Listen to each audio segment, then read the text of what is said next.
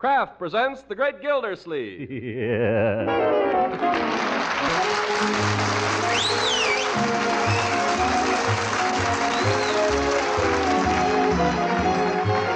The Kraft Cheese Company will also bring you the Kraft Music Hall every Thursday night. Present each week this time Harold Perry as The Great Gildersleeve, written by John Wheaton and Sam Moore. We'll hear from The Great Gildersleeve in just a moment. But first, here's something of great importance discovered in a recent nationwide survey of typical American homemakers. The principal cause of food waste, this survey revealed, is food spoiling before it can be used up. And bread, mind you, was at the very top of the list. Now, enriched bread is one of our important wartime foods, so let's try not to waste a single crumb. To prevent waste, why not make your bread taste extra good by spreading it with delicious Parquet margarine? Well, why not indeed? That's the way millions of Americans enjoy eating bread. And believe you me, bread rolls and muffins are eaten up in a hurry when they're spread with Parquet, because this margarine that's made by Kraft has a flavor that really satisfies hungry appetites. And since Parquet is one of the very best of energy foods, it's important to serve it often at every meal for good family nutrition. Tomorrow, then, be sure to buy Parquet, P-A-R-K-A-Y, Parquet margarine made by Kraft.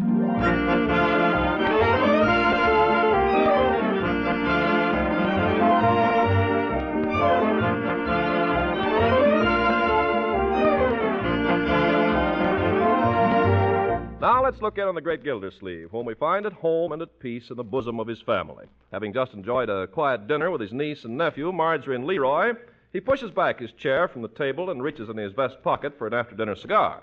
Thought I had one. Cigar, Unc? I'll get you one. Well, thanks. Are we in your way here, Bertie? Oh, no, sir, Mr. Gildersleeve. Just sit still.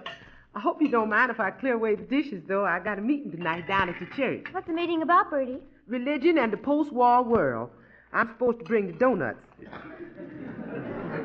Here's your cigar, Unc. Shall I bite the end off for you? Oh, I'll attend to that myself, thank you.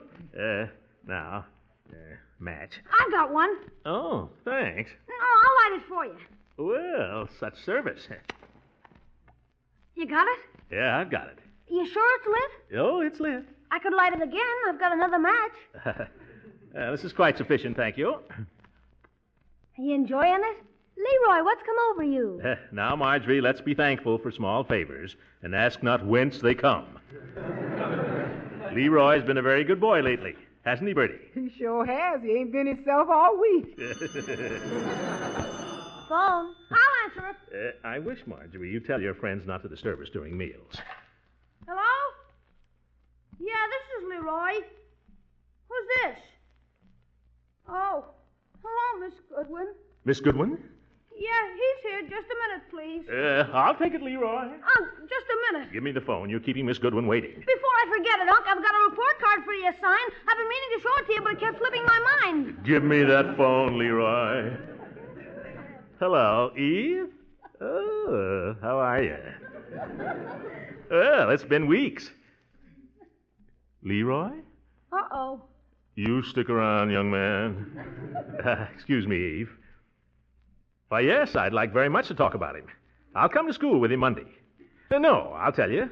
Why don't you come to dinner tomorrow night? Could you do that? Fine. About 7, and we'll have a nice long talk. Goodbye. In the meantime, I'm going to have a nice long talk. Leroy, you come back here. I'm not going anywhere, Unc. You bet you're not. You come into the dining room. Is there something you want? No, young man. It slipped my mind, Unc, honest. What did? What slipped your mind? The report card. I forgot to show it to you. Where is this report card? I've got it right here in my pants pocket. Let's have a look at it. Yes, sir. It's stuck. I can't seem to get it out. Perhaps I can help you. Oh, no, I've got it. There. Report card. Leroy. Well, the teacher doesn't like me, Unc. I don't blame her. Besides, I've heard that before. What did you get, Uncle Moy? Never you mind. Never mind. You keep out of this, young man. Yes, sir. How long have you had this report? 3 weeks. 3 weeks? I didn't want to spoil your Christmas. You mean you didn't want to spoil your Christmas? Leroy, this is a very serious matter. Yes, sir. How could you deliberately deceive me that way after all I've done for you? I forgot, Unc. You did not forget. Now, don't keep saying that. Yes, sir. Excuse me, Mr. Gildersleeve. If you don't mind, I'll run along now and leave the dishes till later. Just a minute, Bertie. Yes, sir? Bertie, what would you think of a boy who would deliberately hide a report card from his uncle? Oh, no, I don't think Leroy would do a thing like that. He probably just forgot. That's right, I forgot. Quiet, you. Bertie, when we want your opinion, we'll ask for it. Well, excuse me, I thought you did. Well, I'll be going now. By George, Leroy, I don't know what I'm going to do with you. It seems to me you just go from bad to worse. Yes, sir. You won't study, you have no manners, you won't brush your hair. You think he might clean his nails before he comes to the table, too. Oh, yeah? Let's see yours. I dare you. There, yeah. Well, they'd look a lot better with that red stuff on them. All right, how about that note from the teacher you didn't deliver? All right, how about the time you and Wally took the car out without permission? Stop it, both of you. I'm not interested in any tales told out of school. If there's anything I abhor, it's a tattletale. I refuse to listen to anything of the sort. What's this about taking the car out, Marjorie? Aren't you going to ask him about the teacher's note? I'm asking you about the car. All right, Leroy, what about the note? I lost it. That's not true. I found it when snooping in wastebaskets, hey? Now, just a minute, you two. Leroy, what was in that note? How should I know? It was addressed to you. What was in the note? It said, "Where's the report card?" Young man, do you know what happens to people who tamper with the mails? They go to the penitentiary. Oh, gosh, I They didn't... go there for 5, 10, 15 years, maybe life. Gosh. I'm having a talk with your principal about you tomorrow. I'll suspend sentence till I get the facts from her.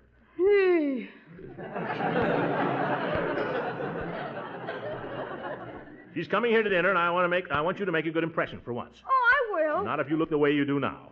What's the matter with the way I look now? Those pants, look at them. Look at the knees. They're the only pants I got, Unc. That's ridiculous. You've got plenty of pants. I bought you pants only last, we'll buy you some more. Now, stick your shirt tail in. And look at those shoes, Leroy. They're not a month old. What do? Kick rocks with them?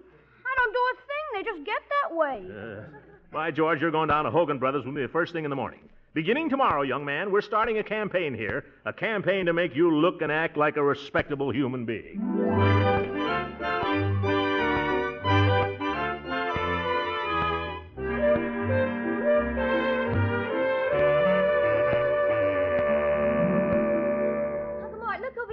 It's the cutest suit for Leroy. Oh, my gosh. Oh, where is it, my dear? Over here on this model.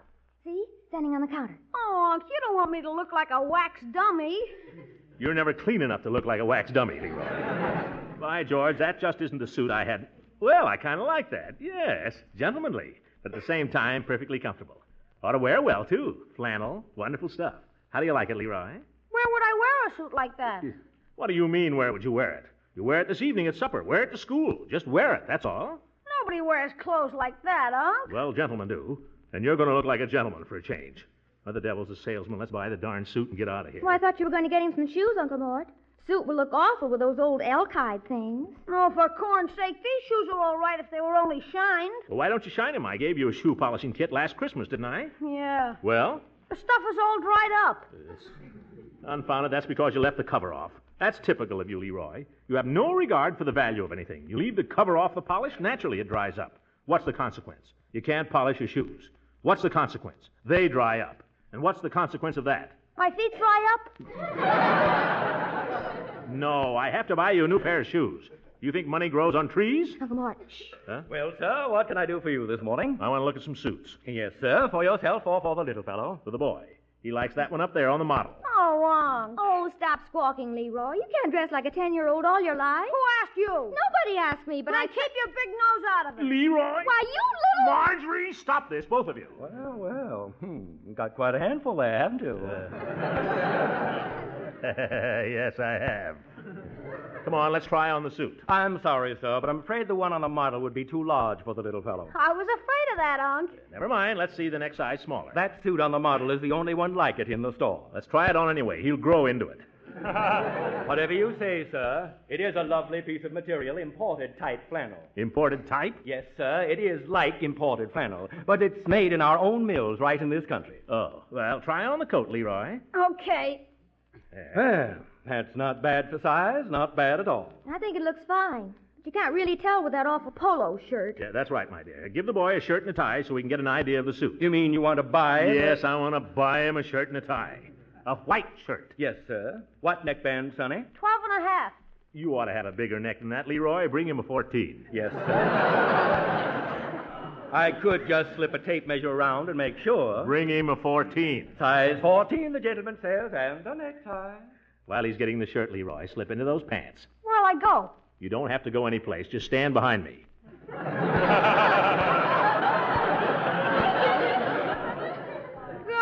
you want me to feel like a shoplifter? Don't be ridiculous. Get into those pants. Well, make Marge turn around. Oh, Leroy. Uncle Mort, do you think while we're here I might look at a few blouses? Are you thinking in terms of your allowance, my dear? Oh, yes. That is my February allowance. Oh, well, all right.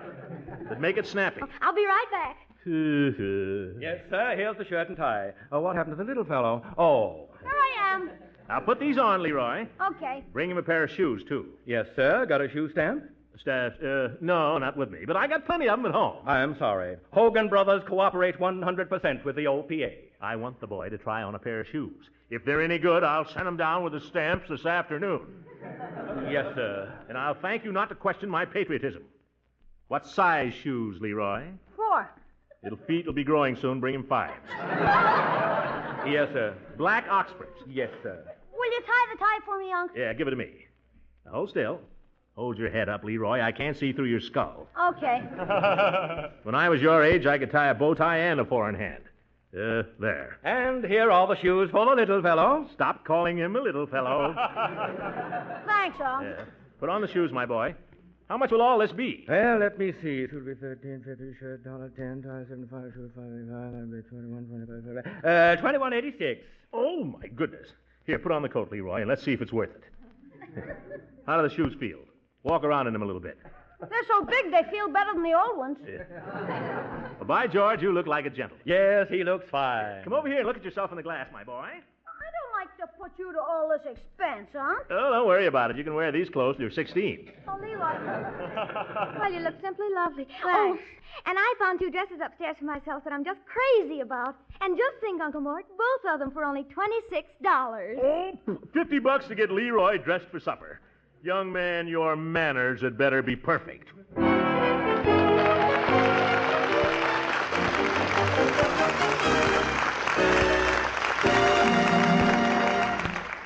Great Gildersleeve will be with us again in just a few seconds. You thoughtful mothers know, of course, how important it is to serve good, hearty, hot breakfasts. We all need lots of substantial, nourishing foods these war-busy times to give us plenty of pick-up and go for the day's work ahead. And that's why Parquet margarine deserves such an important place on your breakfast table and at every other meal. You see, Parquet's delicate, pleasing flavor is such a treat on toast, biscuits, pancakes, and waffles, you get a genuine glow of satisfaction from eating the foods that are good for you. And then, too, Parquet margarine is itself one of the best among energy foods, helps provide the drive and pep you need to keep going through the day. And because each pound of Parquet margarine contains 9,000 units of vitamin A, it aids in supplying another important nutritional element. So enjoy Parquet margarine at breakfast, lunch, and dinner every day. Tomorrow, ask your food dealer for Parquet, P-A-R-K-A-Y. Parquet margarine, made by Kraft.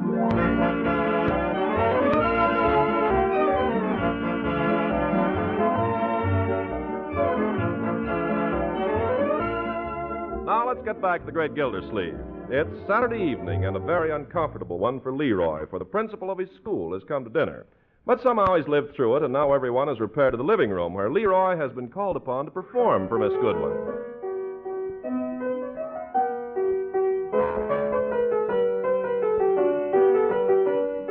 Why, I had no idea the boy was so musical, Throckmorton. Well, he comes by it naturally, I suppose.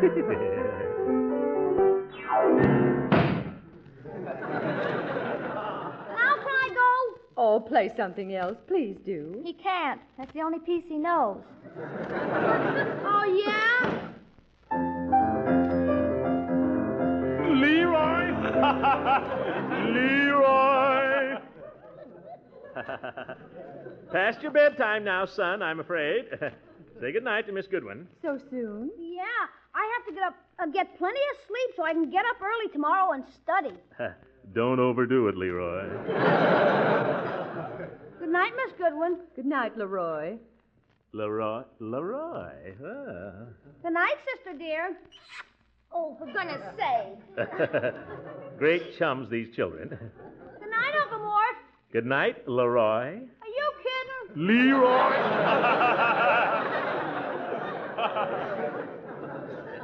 Go to bed, my boy. Here's the after-dinner coffee, Mr. Gildersleeve. Where's some with it? Set it on the table here, Bertie. I'll clear space. Oh, thank you, sir. I'm afraid I'm going to have to ask you to help me get down them Demetas cups. We ain't used them in so long. They're on the top shelf. That's all right, Bertie. Miss Goodwin won't object to a regular-sized cup, I'm sure. Oh, not at all. After all, we're just home folks here. Them little ones ain't big enough to put in your eye anyway. I like a man-sized cup myself. Bertie's a jewel. You're very lucky to have her. Well, Uncle Mort, I guess I'd better be going, too. What? Not to bed on a Saturday night. No, I thought I'd go down to the public library for a while and read. Huh? Good night, Miss Goodwin. It was so nice you could come over. Good night, Marjorie. It was so good to see you again. Good night, Unky darling. Good night. I'll leave the key under the doormat in case the library closes late. She's such an attractive girl. I don't know, though. She's been getting out of hand a little too lately. But it's the other one I'm worried about, Leroy. Oh, I don't really think you need worry about Leroy. Leroy, I mean. It's just that he's going through that difficult age. How long does it last? Seems to me he's been going through it ever since I've known him. Well, boys will be boys. There's nothing really wrong with Leroy. I've talked with his teacher about him, and we both feel that all he needs is guidance. Well, I punish him regularly, about twice a week. Well, I don't mean quite that. Here's the cup, Mr. Gildersleeve. Oh, thank you, Bertie. Anything else? No, I think we've got everything, thanks. Will you pour, Eve? I'd be delighted. I love having coffee in the evening, don't you? Sure do. I like it for breakfast, too. And for lunch. Throckmorton, has it ever occurred to you that Leroy might need a mother? Well, I've tried to be a father to him. Well, you have, and I admire you for it. Everyone does. Well, he's a good kid. They're both good kids. But don't you think they need someone who can give them what a mother has to give them?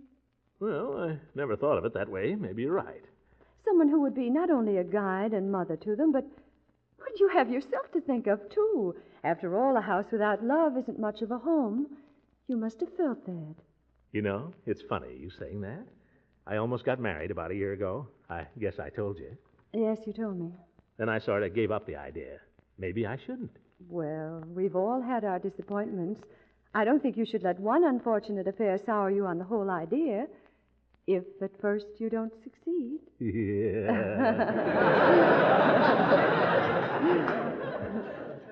Eve, you're wonderful. You don't know what you've done for me this evening. You've made up my mind for me. Have I, Throckmorton? For months now, I've been this way and that. Should I or shouldn't I? I know I have, too. But when you bring up the children, that settles it. By George, I'll do it. Oh, you seem very sure of yourself, Mr. Gildersleeve. After all, you haven't asked the girl, you know. Listen, with Beauregard out of the way, Leila will marry me in a minute. Eve, is something wrong? If you'll excuse me, I think I'd better be going. But Eve, so early? You haven't even finished your coffee. I'll get my own wrap, thank you. Eve, you can't rush off like this. Thank you for a very pleasant evening, and good night. Good.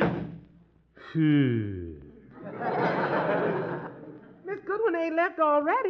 Mr. Gildersleeve, what's wrong? You're a woman, Bertie. You tell me. Now, where are you going? I'm going out and take a walk for myself.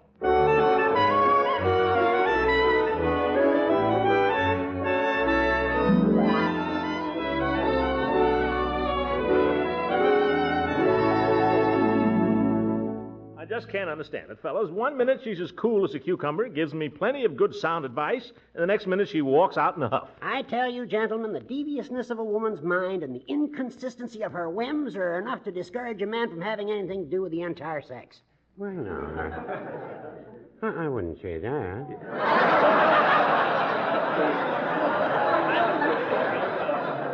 Peavy, You mean to tell me Mrs. Peavy never has any whims? Well, I wouldn't say that either. But when you've been married as long as I have, you begin to notice that the same old whims keep coming up.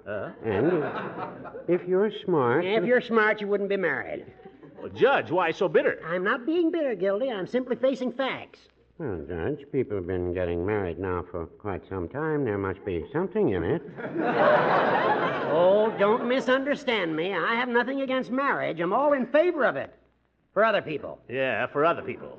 Now, our friend Gildersleeve here has obligations. He has children. Man in his position ought to get married. That's the judge, always thinking of others. Besides, I think marriage would be a great thing for Gildersleeve. Might make him less ornery, huh, Peavy? Well, I wouldn't want to guarantee that. Just think, Gildy. You'd come home at night. There'd be the little woman waiting for you in a pretty little apron, and Leroy all scrubbed and brushed and smiling. I can see it now. I can't. After dinner, you wouldn't have to spend your evening hanging around drugstores talking to old goats like me and Peavy. No, you could settle down to a nice, dull game of dominoes. Now, there you're wrong, Judge. It just so happens that the lady I have in mind can't stand dominoes. You can say what you please, but the more I think of it, the better I like it. Let me ask you, Gildersleeve, have you any reason to think the lady of your choice would have you, even if you ask her? She'll have me, don't worry. That's one thing about her. She may have her faults, but at least I know where I stand with her. One other thing. You haven't told us yet who the lady is. Wouldn't you like to know? Well, I always said it was a pity you didn't marry Leila. Of course, I didn't mean it. I still have some hopes in that direction myself. But if you found someone else... I thought you said marriage was not for you. Well, don't believe everything you hear. Well, I guess I'll be toddling along. I've got business to attend to. Say, Peavy, come here a minute. Yes? You know what I think? If you just ask me... What are you two whispering about over there?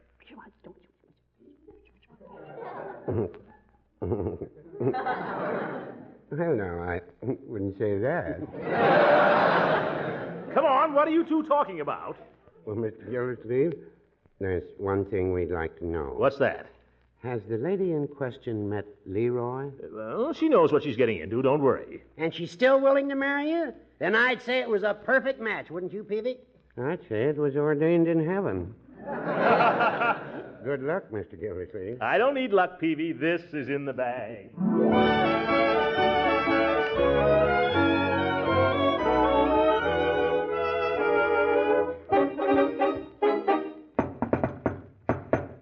Come on, confound it. It's too cold to keep anybody standing outdoors today. Oh, it's you, Throckmorton. Oh, come in. Take off your things. I'll be with you in a jiffy. I'm talking on the phone. She knew what I'm here for. She wouldn't keep me standing around. Hello? Are you still there? Oh, nobody you'd be interested in. If she only knew. Well, I did have the most marvelous time the other night. Oh, you shouldn't say things like that. Not unless you really mean them. Oh, you doctor. Hargrave. I'll spike his guns. Make it soon, Arthur. Arthur? Real soon, you hear? Goodbye. Oh, Throckmorton, this is quite a surprise seeing you this evening. Come in and sit down, won't you? Yeah. By George, that fire looks good. I got so cold I just had to have it this morning. You don't suppose it needs another log, do you? Log? Yeah, I suppose it does. You might give it a little poke, too. Yeah. Oh, that's fine. Now the room will be cozier. I didn't come over here to be cozy, Leila. That is, well, I've got good news for you. Oh, how interesting. Yes. I've been thinking a good deal lately. Oh, excuse me, Throckmorton. I've got something here I know you'll be crazy to see. But, Leila, I was about to say You remember my sister Winfield, don't you? She was here for a few days last spring, married to an army captain. Yeah, I remember. Well, she just had a baby last week, and she sent me these snapshots of him. Isn't he adorable? Looks just like your sister. What I was going to say, Well, Leila... I certainly thought you'd show more interest in Winfield's child, Throckmorton. Confounded, Leila, I've got something I want to say to you. Well, go on and say it, Throckmorton, if it's so vital. It's tied up with my future. Mm-hmm. It's tied up with your future, too. Mm-hmm. What I was thinking, Leila, is, I've got to have somebody to look after Leroy. Well. And I thought as long as we almost got married once, and Leroy is pretty hard to handle, maybe for his sake we ought to go ahead and do it. Mr. Gildersleeve. What? I'm sure I can't imagine how I could have ever considered marrying you at any time. But, Leila. Kindly leave my house, Mr. Gildersleeve. Your presence is most unwelcome. Unwelcome. Oh, my goodness. Now what have I done wrong?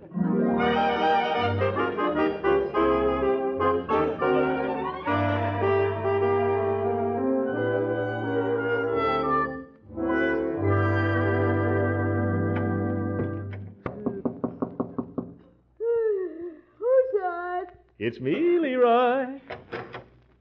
Were you asleep, my boy? Well, I hadn't been asleep very long. Oh, I see. I just thought I'd say good night. Okay, good night, Unc. If I ever seem a little harsh with you, my boy, don't hold it against me. I get worried about you every once in a while. About me? Mm-hmm. I get to thinking maybe I haven't looked after you carefully enough. Don't worry about that. You look after me plenty. Well, I want you to feel free to come to me with any problems that are bothering you. I will if I get any. Come and talk to me the way a boy might talk to his mother. Okay. You don't think you need a mother particularly, do you? You mean right now? Yes.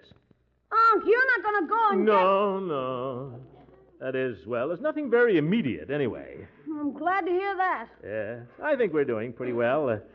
Way we are, you're a pretty good boy. Okay, let's not bring in any outsiders. I won't. Well, good night, Leroy. You can go back to sleep now. Back to sleep? Oh yeah. Say, Unc, as long as you're here, how about signing my report card before I forget it? Oh, yes. It's right there on the dresser. All right. Signature, parent, or guardian. Yes. Throckmorton P. Gildersleeve. There. Thanks a million, Unc. Good night. Good night, my boy. Sweet dreams. By the way, Leroy, the next time you're reading in bed and you hear me coming, don't turn out the light. It works better if you pretend you fell asleep with the light on. What? Yeah. Good night. Gosh, what a character.